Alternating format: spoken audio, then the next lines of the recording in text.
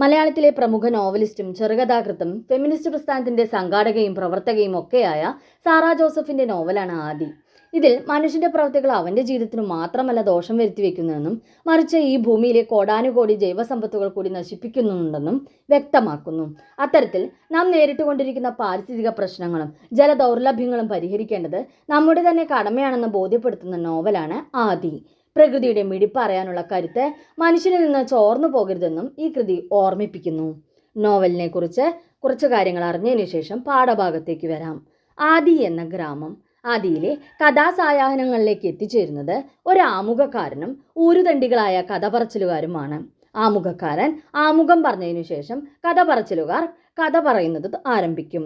അവർ കഥ പറഞ്ഞു കഴിഞ്ഞാൽ അതെങ്ങനെ ജീവിതത്തിൽ പ്രയോജനപ്പെടുത്തണം എന്നൊരു ചോദ്യം ചോദിക്കും. ഈ ചോദ്യത്തിന് ഉത്തരം കഥ കേട്ടിരിക്കുന്ന ആദിവാസികൾ സ്വയം കണ്ടെത്തി പ്രായോഗികമാക്കണം. ഇതാണ് നോവലിസ്റ്റിന്റെ സങ്കല്പം. ആദി എന്ന ഗ്രാമം വെള്ളത്തിന് മീതെ പൊങ്ങിക്കിടക്കുകയാണെന്നാണ് നോവലിസ്റ്റിന്റെ ഭാവന. ഒരു ദേശത്തിന്റെ കഥ സംസ്കാരമായി രൂപപ്പെടുന്നത് ഇവിടെ കാണാം. വെള്ളത്തിന് തെളിയാതിരിക്കാനാവില്ല എന്ന പാഠഭാഗത്തിലെ കഥ പറച്ചിലുകാരൻ നൂർ മുഹമ്മദാണ്.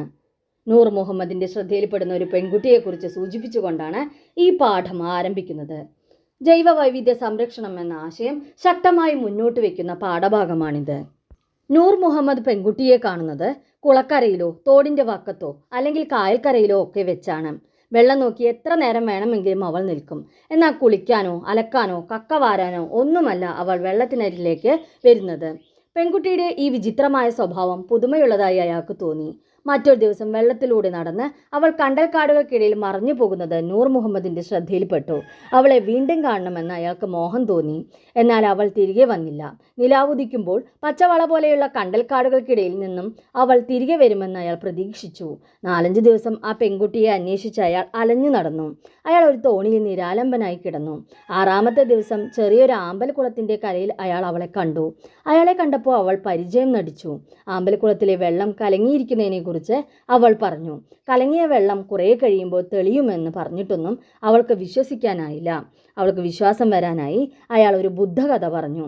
ബുദ്ധൻ തൻ്റെ ശിഷ്യനോടൊപ്പം ഗ്രാമത്തിലൂടെ നടന്നു പോകുമ്പോൾ കടുത്ത ദാഹം അനുഭവപ്പെട്ടു.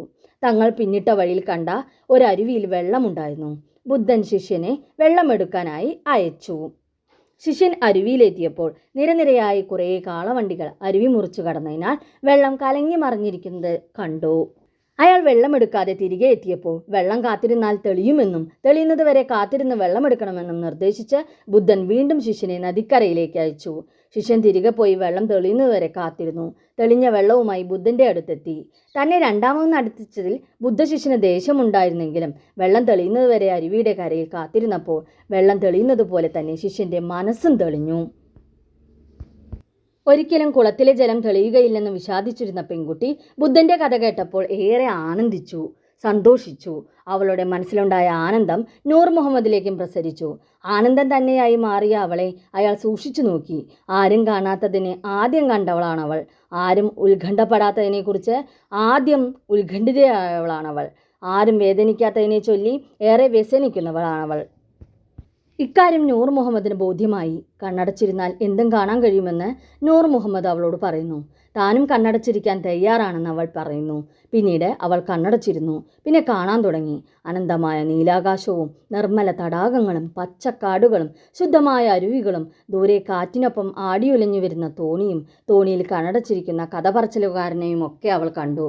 അയാൾ അടുത്തു വരും തോറും ഏതോ മൃദുലമായ സുഗന്ധം. ഏത് പൂവിൻ്റെ മണമാണ് നിങ്ങൾക്ക് എന്ന് ചോദിക്കുന്നതിനു പകരം ഏത് പൂവാണ് നിങ്ങൾ എന്നാണ് അവൾ ചോദിച്ചത്. നൂർ മുഹമ്മദ് കണ്ണു തുറന്നപ്പോൾ വെള്ളം ചവിട്ടിത്തെറിപ്പിച്ചുകൊണ്ട് കടന്നു പോകുന്ന പെൺകുട്ടിയെയാണ് അയാൾ കണ്ടത്.